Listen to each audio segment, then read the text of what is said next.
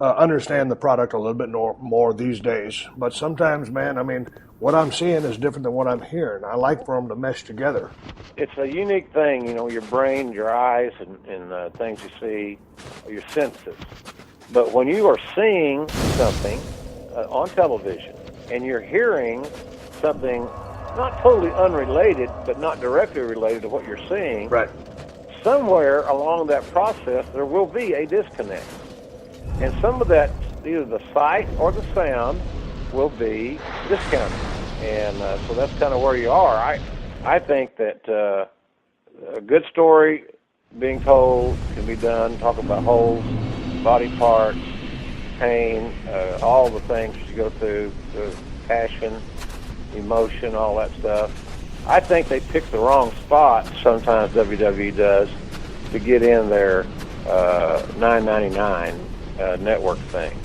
I'm a network. I bought the network on the first day. I'm going to renew it. No big deal. I like listening to it because a lot of those OWCW pay-per-views I never saw again. I did them live and never saw them again. I never saw Clash of Champions 1 after we did it that night. Yeah. Because I always thought my work was a drift of crap, and I just didn't want to hear myself. Don't be so hard on yourself, kid. It was pretty damn good. I actually got the WWE Network myself, and I've been watching the stuff. I watched, I think it was Clash or was it Slamboree? It was 1988. Sting was on fire. I'd only been in the business, give or take about 3 years, and he was lighting it up. But I've been watching a lot of that old stuff, too, and enjoying not only watching the action in the ring, but listening to the commentary. But enough about that. I sent out on my Twitter account, you guys sent in questions for the one and only Jumpin' Jim Ross out of Norman, Oklahoma. Jim, I'm going to fire some questions at you. I hope you got some answers. This first one's near and dear to your heart and mine, and it combines old school and new school. Okay, Jim, in a shoot, Danny Hodge or Kurt Angle? That's from Pedigree 123. Danny Hodge or Kurt Angle in a shoot? I'm going to go with Hodge, first of all. Because, A, I'm biased. I'll admit that. But if you ask any of the old-timers, from Dan Gable, all these experts, all the guys that have been around, ask Jerry Briscoe, guys that who are schooled in the amateur stuff, there are very few human beings that got into pro wrestling that would give Hodge a run for his money because he was just so dominant as an amateur. And the other thing is, if you're talking about a street fight or a UFC fight, he was also the National Golden Gloves boxing champion. So you got a 3-time All-American that never lost in college. Then he went to boxing with no training and beat the best heavyweights in America with his fist. So, you know, in all due respect to Kurt, which I have great respect for Kurt, after signing him and seeing his career evolve, I'd have to go with Hodge. The only guy in an amateur match that I've ever seen that would give Hodge a run for his money, and it's simply because of the weight differential. Hodge wrestled at 177, probably weighed about 200, 210. Wrestled as a pro about 220, would be Lesnar. Because Lesnar's walking around at 285, 290. So that would be, but you know, if you talk to Kurt, I had Kurt on my podcast. Kurt said he'd beat Lesnar. That would have just been a matter of a few more seconds if they'd have let him go in South Dakota that afternoon when they were. That was an interesting day. All the boys were gathered around the ring, and they were pretty much about 3/4 shoot. And so, to me, it looked about like a draw. But both guys are just incredible athletes. One more follow-up about Danny Hodge. As you said, Danny Hodge was a great amateur wrestler back in the day, many years ago. For the people that don't know who Danny Hodge was, he also possessed this legendary grip strength. And there was always a story, Jim, of Danny walking into a hardware store and just grabbing pliers and just squeezing them and breaking the pliers just by squeezing them in his hands. Is there any truth to that, or was that a BS deal?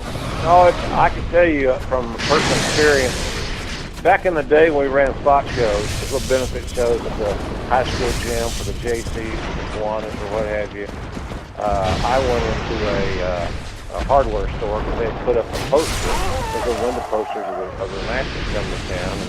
And we were there that afternoon, so you're supposed to walk the streets and go in the stores and meet people and tell them about tonight. That was part of the gig. And me and Hodge traveling together.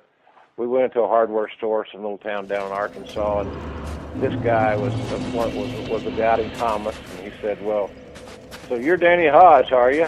And Danny said, "Yeah, they're soft spoken."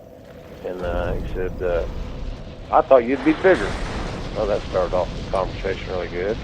So Hodge says, "Well, I'm just a little guy. I really can't hurt anybody. I'm just a little guy, and I just do my best." And he said, "Well, aren't you the guy that they say can break pliers?" And he said, "Yeah, that's what they say." So the guy goes underneath the counter and has a miscellaneous box of pliers, or it's like pick any pair out for 50 cents or whatever. There's various kinds of pliers in a cardboard box. And he throws a pair of pliers on the counter, so Hodge takes the pliers and puts them in his hand, and within a matter of seconds, they're snapped.